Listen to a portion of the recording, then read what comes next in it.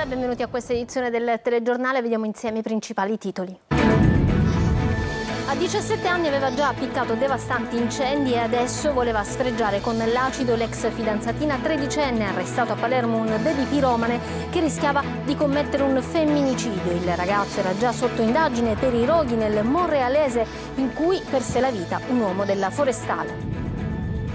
Le minacce al sindaco di Catania, Trantino denuncia l'uomo che lo ha aggredito sui social, ti spacco la testa a colpi di casco, minaccia a viso aperto di un catanese per le ganasce all'auto in via Santa Sofia.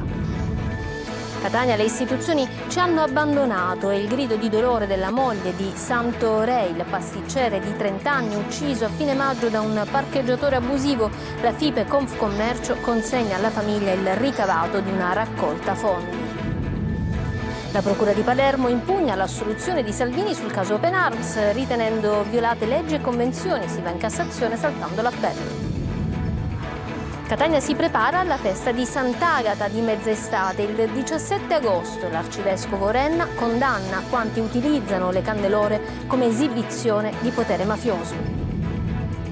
Arriva il grande caldo, da domani inizieranno a salire le temperature in Sicilia, bollino arancione della Protezione Civile a Palermo per le ondate di calore e rosso sulle strade siciliane. Calcio, 9 gol a una formazione di dilettanti della Valle d'Aosta, esordio in precampionato con goleada per il Palermo, poker di Corona e di Leduaron. Catania e Trapani al lavoro a pieno ritmo, da oggi riparte anche il Siracusa. Per il calciomercato Davide Marsura sarebbe vicino al trasferimento al Campobasso.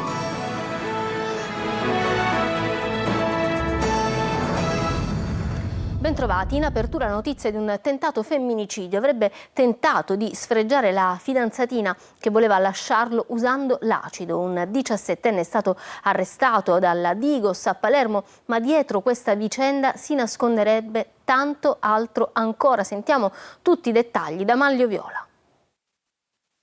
È accusato di tentato sfregio ai danni della fidanzatina che voleva lasciarlo. Su ordine della Procura dei minori, la Digos di Palermo ha arrestato un 17enne con un provvedimento d'urgenza. Il ragazzo era già sotto indagine per altre vicende e i poliziotti si sono imbattuti nella vicenda personale con la ragazza. L'indagine era partita da una serie di video selfie postati sui social nei quali il 17enne si riprendeva nell'atto di appiccare incendi boschivi. Da una serie di accertamenti si è risaliti ai roghi intorno a Palermo nell'area del Monrealese nel luglio del 2023 e agli incendi del settembre 2024, quando le fiamme giunsero alle porte della città, danneggiando abitazioni e aziende proprio nel territorio monrealese. Nel corso dei roghi sono state evacuate oltre 1000 persone e perse la vita anche un operaio addetto al servizio antincendio del Corpo Forestale regionale. Secondo quanto accertato dagli agenti, il ragazzo era pronto a replicare anche quest'anno i roghi non appena fosse arrivato lo scirocco. Il giovane viene considerato dunque un incendiario fin dalla tenera età di 15 anni, ma lo si è scoperto soltanto adesso. Non solo, il ragazzo avrebbe avuto a disposizione armi e insieme ad altri avrebbe coltivato marijuana. Poi gli agenti si sono imbattuti nelle minacce all'ex fidanzatina, poco più che tredicenne. Un rapporto burrascoso con le presunte violenze sessuali a contorno e la minaccia reale di sfregiarla con l'acido se non fosse tornata con lui. A Catania trova le ganasce alla sua auto e un cittadino va in escandescenze e pubblica un video su un social e minaccia di aggredire il sindaco. Ti apro la testa a colpi di casco, dice. La replica del sindaco: presenterò denuncia, ma andiamo avanti. Indagini della polizia postale e della Digos. Orazio Longo. Ti prendo a colpi di casco che la testa te la apro. Davanti alla macchina con le ganasce va in escandescenze un cittadino catanese che rabbiosamente comincia a insultare prima e a minacciare poi il sindaco di Catania Enrico Trantino. Parole irripetibili, pesantemente offensive, in dialetto come a voler rendere meglio la pericolosità delle intenzioni. Tutto postato con un video su un social. Che ti credi? Non ho paura né dei carabinieri né della polizia, dice con rabbia il malintenzionato. Una situazione surreale, se non fosse semplicemente preoccupante, visto che l'automobilista contesta le ganasce che erano state messe alla sua auto e a quelle di altre vetture posteggiate irregolarmente in via Santa Sofia, strada d'accesso al Policlinico Universitario, dove è accaduto che per i parcheggi in doppia fila siano rimaste bloccate le ambulanze dirette al pronto soccorso. La replica del primo cittadino. Oggi presenterò querela per questa azione, ma ripeto, vorrei tanto spegnere i riflettori, perché poi non vorrei che insorgano istinti emulativi. Il video è stato condiviso da 1 migliaio di utenti ed è stato eliminato. Sulla vicenda stanno indagando la polizia postale e la Digos. Non è comunque la prima volta che il primo cittadino di Catania deve sopportare invettive nei suoi confronti per le decisioni tese a regolamentare una città spesso in balia del disordine e della confusione, se non proprio dell'illegalità. Ma mai si era giunti a livelli così bassi. In passato, se mi si consente anche la maliziosa allusione, c'era qualcuno che ci viveva per farsi dare scorte. Non è nella mia natura, non è nel mio istinto, quindi andiamo avanti come abbiamo sempre fatto. Quello che mi conforta è il sostegno di tanta gente, ma nello stesso tempo la consapevolezza che quel che sto facendo non lo sto facendo per me, lo stiamo facendo per dare una Catania migliore a chi verrà dopo di noi. Ancora una brutta notizia che arriva da Catania. Un giovane con disabilità intellettiva è stato investito da un'auto mentre attraversava sulle strisce pedonali lungo la circonvallazione di Catania e lasciato davanti alla sede della cooperativa Controvento, dove lavorava e dove viveva, con 20 euro in mano. Il ragazzo si trova adesso ricoverato con politraumi all'ospedale Cannizzaro di Catania. 50 giorni fa, sempre a Catania, la morte di Santorè, il pasticcere ucciso a coltellate a Ognina da un posteggiatore abusivo. Questa mattina la FIPE Confcommercio ha consegnato ai familiari il ricavato di una raccolta fondi. La moglie ai nostri microfoni ha detto: le istituzioni ci hanno abbandonato. Le sorelle chiedono giustizia. Emanuela Corsi. Vogliamo giustizia perché la morte di mio fratello, un ragazzo di 30 anni non può morire così. Chi ha colpa deve pagare e veramente vogliamo giustizia. Le istituzioni vi sono state vicine oppure no? No, le istituzioni no. La solidarietà delle persone, di tante persone, ma le istituzioni no. Nessuno fino ad oggi ha fatto nulla, però ringrazio comunque chi ci è stato vicino. La rabbia, ma anche il dolore nei visi rigati dalle lacrime e da tante domande rimaste senza risposta. Sono passati 50 giorni dalla morte di Santorè, il pasticcere ucciso a coltellate da un posteggiatore abusivo davanti all'attività di famiglia nel borgo di Ognina.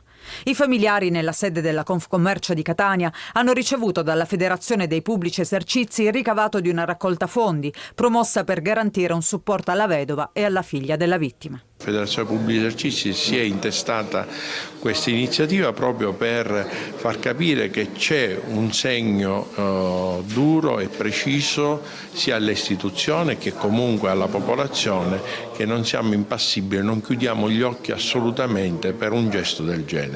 Voi che spiegazione vi siete dati a distanza di 50 giorni? Non ce la siamo data perché non c'è. Santo era una persona buona. Era il primo che aiutava questo individuo, gli dava i soldi, gli dava da mangiare, gli dava i vestiti che non usava più perché erano simili di altezza, erano molto simili. Quindi noi non ci spieghiamo perché abbia fatto un gesto di questo, non c'è. Come andare al lavoro tutti i giorni? Io ho ripreso ieri, io l'ho soccorso quando mi è venuto a chiedere aiuto. Per me è stato difficile riprendere a lavorare, per me mio fratello è lì. La morte del pasticcere ha scosso l'intera città, dove ci si interroga sul tema della sicurezza. C'è tanto microdelinquenza, cioè ragazzi che vanno in centro storico non più per divertirsi, ma soltanto per aggredire coetanei che magari sono lì per passare una bella serata. La Confcommercio chiederà al questore il rafforzamento dei controlli e la presenza delle forze dell'ordine. La soluzione del dicembre scorso nei confronti del ministro Matteo Salvini non ha chiuso la vicenda del mancato sbarco dei migranti dalla nave Open Arms. La Procura di Palermo adesso promuove un anomalo ricorso direttamente in Cassazione. Maglio Viola. La Procura di Palermo ha presentato ricorso contro l'assoluzione del vice premier Matteo Salvini nel processo per il mancato sbarco dei migranti dalla nave Open Arms nell'agosto del 2019. La pubblica accusa ribadisce la richiesta di condanna dell'allora ministro dell'Interno e ritiene di aver dimostrato oltre ogni dubbio la colpevolezza dell'imputato. Per questo usa uno strumento raro in giurisprudenza, ovvero il ricorso per saltum. L'opposizione non viene presentata in appello ma direttamente alla Corte di Cassazione. Secondo Secondo la procura in primo grado i giudici si sono sbagliati nel considerare che l'Italia non avesse obbligo di fornire il porto sicuro in base alle poco chiare norme internazionali e ai trattati. Un principio che sarebbe già stato superato da altro pronunciamento della stessa Cassazione a sezioni riunite in una vicenda analoga. In quel caso le sezioni civili dissero sì al procedimento per il risarcimento danni ai migranti rimasti sulla nave Diciotti a Catania. In base a quel pronunciamento, ora Palermo ritiene che la Cassazione possa annullare l'assoluzione e disporre direttamente che altra sezione della Corte d'Appello emetta la condanna analizzando solo le questioni giuridiche senza un nuovo processo. Una strategia anomala e rischiosa. Se la Cassazione dovesse dare ragione alla Procura, il rischio di condanna per Salvini sarebbe molto elevato, se non assoluto, ma se dovesse dar torto alla questione di principio legale sollevata dalla Procura, il processo si chiuderebbe definitivamente senza più possibilità d'appello. Solidarietà a Salvini è stata espressa su X anche dal Presidente della Regione Renato Schifani, per il quale resta il principio che chi ha agito per difendere i confini e la sicurezza dell'Italia non va lasciato solo. Ancora a Palermo, interviene per difendere un commerciante circondato da un gruppo di violenti e viene aggredito l'assessore Ferrandelli, un nuovo episodio di violenza che scuote il capoluogo. Marco Culla. Ancora solidarietà e siamo dalla sua parte per una città che deve davvero migliorare. Grazie tanto, anche perché dobbiamo investire sempre più positiva. Solidarietà, abbracci, incoraggiamento ad andare avanti. È una mattina particolare per l'assessore comunale Fabrizio Ferrandelli. Ieri un nuovo episodio di violenza a Palermo con Ferrandelli coinvolto e percosso da un gruppo di balordi. L'assessore stava intervenendo per evitare che il titolare di un bar di Via Loro, nel centro storico, fosse malmenato da dei residenti della zona. Oggi incontriamo Fabrizio Ferrandelli proprio sul luogo della violenza. Ho visto il gestore di questo locale in difficoltà, di Rosario, aggredito da 6 persone. Ho ritenuto doveroso da cittadino innanzitutto e soprattutto a uomo delle istituzioni interpormi, mettermi in mezzo e provare ad evitare che accadesse il peggio. Volavano sedie, volavano sgabelli, era una ferocia immane e quindi ho dovuto dare una mano, un soccorso, chiamando anche il numero unico delle emergenze e richiamando l'attenzione affinché questo episodio non degenerasse. Poi la denuncia, ma questo episodio, ancora una volta, tiene la spia accesa sull'emergenza violenza in città. Proprio qualche giorno fa, sempre in questo fazzoletto del capoluogo, l'aggressione alla cioccolatteria Lorenzo. Saluto e miracolato.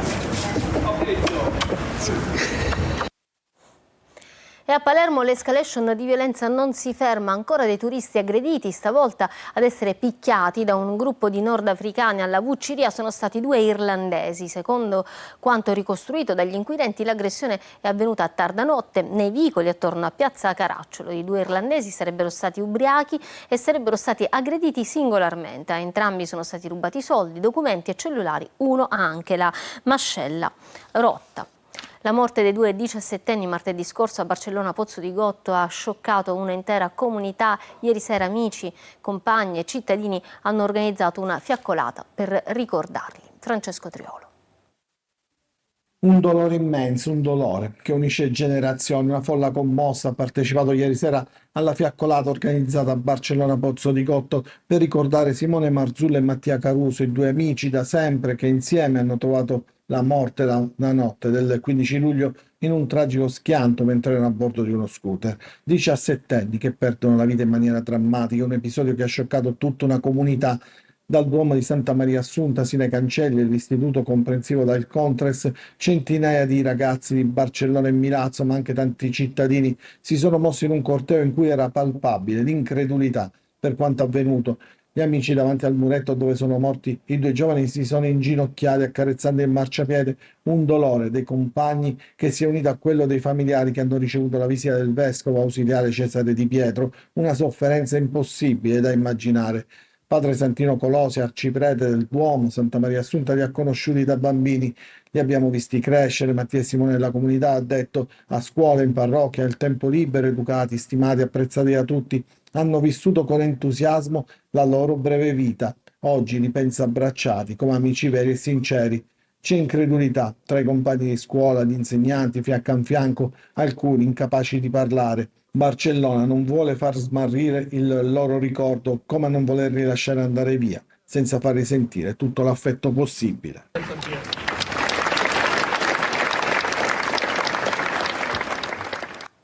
Via libera alla stabilizzazione degli ultimi ex PIP, i cosiddetti figli di nessuno, con l'approvazione definitiva del piano assunzioni 2025 da parte dell'Assemblea dei soci della SAS. Si conclude oggi un capitolo lungo oltre 20 anni di precariato e di proteste, oltre che di diritti negati. La Regione siciliana dà così il via libera alla stabilizzazione degli ultimi 450 lavoratori del bacino emergenza Palermo, ponendo fine a una delle più durature vertenze occupazionali della storia della nostra isola. Secchi per raccogliere l'acqua, muri pieni di muffa. A Gela, nelle case popolari, Carmelo e la sua famiglia vivono in condizioni estreme.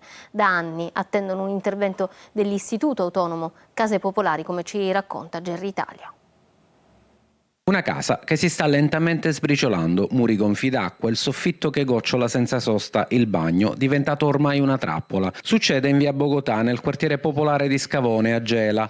Qui Carmelo vive con la moglie e i suoi 3 figli piccoli da 13 anni. Io ho 3 bambine, uno da 12, uno da 10 e uno da 4. Non posso prendere la bambina in braccio di 4 anni e portarla da mio cognato, perché di notte portare una bambina di 4 anni in bagno delle altre persone è brutto. Tutta la notte c'è che mio figlio raccoglie l'acqua. Carmelo è uno dei tanti occupanti abusivi che ha avviato un percorso di regolarizzazione con l'Istituto Case Popolari di Caltanissetta, ma la sua casa oggi è il simbolo del degrado che soffoca un intero quartiere. La muffa ha invaso le stanze, l'umidità si è spinta fino ai pilastri portanti e anche se le segnalazioni sono state inviate più volte dallo IACP non è ancora arrivata nessuna risposta concreta. Ho chiamato stamattina i vigili, mi hanno detto che non ho compito suo, ho chiamato l'Istituto Case Popolari e mi hanno detto che adesso prendeva appunti e domani devo richiamare di nuovo. Ma domani devo richiamare di nuovo cosa? Questa storia va avanti da quanti anni? Da 4 anni che va. Sono venuti 2 mesi, 1 mese e mezzo fa, 2 mesi fa, per guardare il bagno come combinati i muratori dello quartiere, no? Non si sono visti né si sono fatti sentire. Qua ne andiamo sempre a peggiorare. Nel quartiere Scavone, come in tante periferie dimenticate, il disagio abitativo si trasforma così in disagio sociale. Carmelo non chiede una casa nuova, ma che quella dove vive non diventi una trappola mortale. Me l'hanno chiamato già 2 o 3 volte. Per avere i soldi chiamano, per aggiustare la casa non gli interessano nulla, già, per me è già sbagliato. Un grido che rimbalza tra i muri sfaldati e i silenzi istituzionali, in attesa che qualcuno finalmente risponda, prima che sia troppo tardi. La festa di Sant'Agata di mezz'estate, il 17 agosto, il ricordo del rientro a Catania delle reliquie della patrona della città. Nell'occasione verrà indetto l'anno giubilare agatino. L'arcivescovo Renna, alla presentazione dei festeggiamenti, prende le distanze da quanti utilizzano le candelore come ostentazione di potere mafioso. Anche quest'anno le nostre emittenti trasmetteranno in diretta la festa. Adelaide Barbagallo. Le candelore devono essere segno di luce, rappresentare i valori cristiani. L'arcivescovo di Catania, Monsignor Luigi Renna, nel presentare la festa di mezz'estate di Sant'Agata, ha voluto subito prendere le distanze su quanti, riferendosi anche allo stendardo con il nome di un mafioso, utilizzano le candelore per ostentare potere. Perché nella mentalità di tanti sono diventate quasi proprietà privata e si è dimenticato che sono state fatte per onorare Sant'Agata, perché Sant'Agata parla di pulizia interiore, parla di legalità, parla di fede, parla di bontà e non può avere niente a che fare con tutto ciò che invece è il contrario. 899 anni fa le reliquie di Sant'Agata tornarono da Costantinopoli a Catania. La città si prepara a vivere le celebrazioni e la processione del 17 agosto, tappa maggiormente carica di significato perché cade nell'anno del Giubileo della Speranza ed è anche quella che ci avvicina all'anniversario dei 900 anni. L'arcivescovo celebrerà la messa solenne alle 10:30 e non più nel pomeriggio. La processione col busto reliquiario della martire sarà alle 19:30 e seguirà il consueto percorso. Prima del rientro in cattedrale però ci sarà una breve sosta durante la quale l'arcivescovo indirà l'anno giubilare agatino, segno di speranza e impegno. Si tratta di vivere un periodo come rigenerazione della fede e della vita sociale. Di questo noi abbiamo bisogno, della vita familiare. Sant'Agata, ha detto il sindaco trantino, deve essere simbolo di crescita, progresso ed evoluzione. Come segno concreto di carità, il presidente dell'Associazione Amici del Rosario, Giuseppe Carbonaro, ha mostrato i 3 pozzi realizzati in Uganda con i soldi donati durante i festeggiamenti di febbraio. Arriva un weekend da bollino rosso su tutti i fronti, sia sulle strade che per le temperature. Palermo sarà bollino arancione, ma nei prossimi giorni si arriveranno a sfiorare anche i 46 gradi. Vediamo. Un fine settimana rovente, quello previsto in Sicilia in questa terza settimana di luglio, a renderlo rosso più di un bollino. Il primo riguarda il traffico. Come segnalato infatti da ANAS, è previsto un forte e significativo aumento lungo tutta la rete autostradale siciliana, dai grandi centri urbani verso le località di mare. L'ondata di partenza rappresenta una sorta di prova generale per l'esodo estivo vero e proprio, che prenderà il via dal prossimo weekend. Bollino rosso fino a domenica pomeriggio, in particolare sulla A19 Palermo-Catania, sulla A29 Palermo-Mazzara del Vallo e lungo la strada statale 115 Sud Orientale Sicula. E poi il caldo, che peggiorerà ovviamente i disagi per gli automobilisti costretti a lunghe code, ma non solo. Per il weekend l'anticiclone nordafricano tornerà protagonista, con un aumento delle temperature e nuove ondate di calore. Difficile trovare ristoro anche all'ombra. L'aria calda e secca proveniente dal Nord Africa porterà con sé giornate roventi, notti tropicali e un forte rischio incendi, specialmente nelle aree interne della Sicilia. Un ulteriore aumento della colonnina di mercurio è segnalato per l'inizio della prossima settimana, dove si attendono, ascoltate bene, punte fino a 46 gradi all'ombra. Ci fermiamo per una pausa, tra poco lo sport.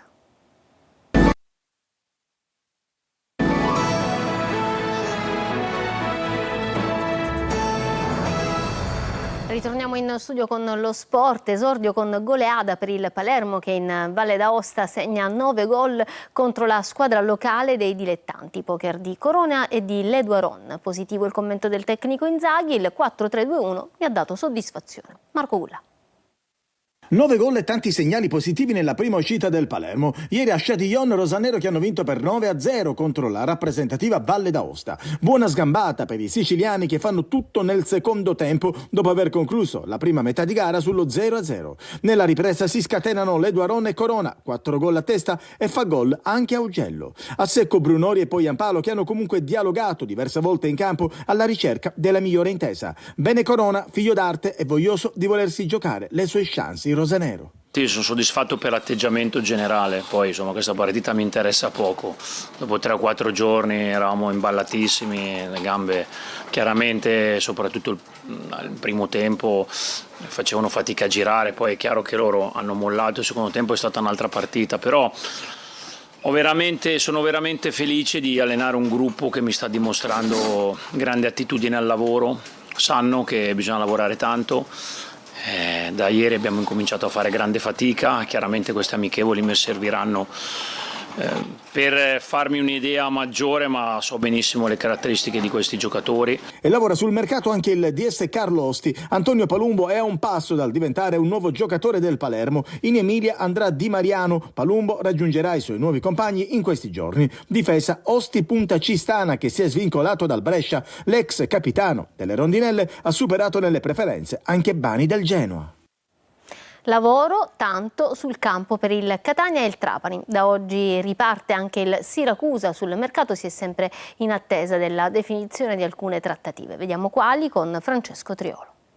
È una giornata di lavoro sul campo a Norcia, poco spazio per altro. Il Catania ormai è immerso nel pieno della preparazione atletica in vista del prossimo campionato e il gruppo lavora a pieno regime sotto le indicazioni di Mimmo Toscano e del suo staff al ritmo di 2 allenamenti al giorno. La mattina si suda per la parte atletica, il pomeriggio invece è più una seduta tecnica con la consueta partita della finale. Sul fronte mercato un po' tutto fermo, compreso lo scambio col Campobasso che porterebbe il difensore Davide Mondonico in rosso-azzurro, mentre l'attaccante Davide Marsura andrebbe in Molise. Si muove qualcosa invece per quanto riguarda la posizione di Rocco Costantino, fuori dal progetto tecnico già dallo scorso anno e pronta alla risoluzione per consentirgli di firmare in Serie D con il Chievo.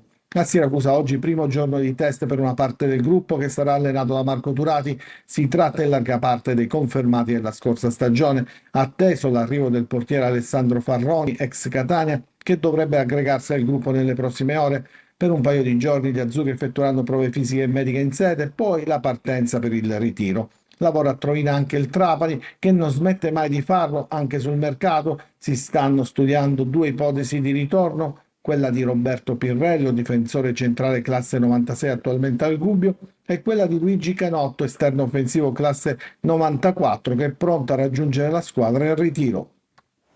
Ancora una breve pausa, a tra poco.